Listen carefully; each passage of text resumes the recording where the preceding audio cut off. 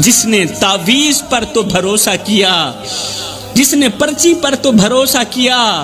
مگر دعا پر بھروسہ نہیں کیا، جس نے پیر پر تو بھروسہ کیا مگر قرآن پر بھروسہ نہیں کیا، وہ رب کا نہیں، وہ گمراہی کا بندہ ہے، وہ تباہی کا بندہ ہے، وہ رب کا بندہ نہیں ہے۔ رب سب کچھ برداشت کرتا ہے مگر اپنے ساتھ کسی اور کو برداشت نہیں کرتا۔ تو میرے رسول کریم صلی اللہ علیہ وسلم نے فرمایا، دوسرا گناہ اللہ کے ساتھ کسی کو شریک ٹھہرانا، تیسرا گناہ کسی کا دل دکھانا، کسی کو دکھ دے کر خوشی محسوس کرنا، سکون محسوس کرنا۔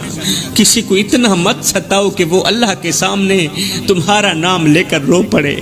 کیونکہ جب مظلوم کی آہ عرش تک جاتی ہے نا تو ظالم کے محل مٹی میں ملا دیے جاتے ہیں، پھر طاقتوروں کے محل مٹی میں ملا دیے جاتے ہیں جب مظلوم کی آہ عرش تک جاتی ہے۔ وہ آنکھ جو رات کے اندھیرے میں بہتی ہے، وہ دل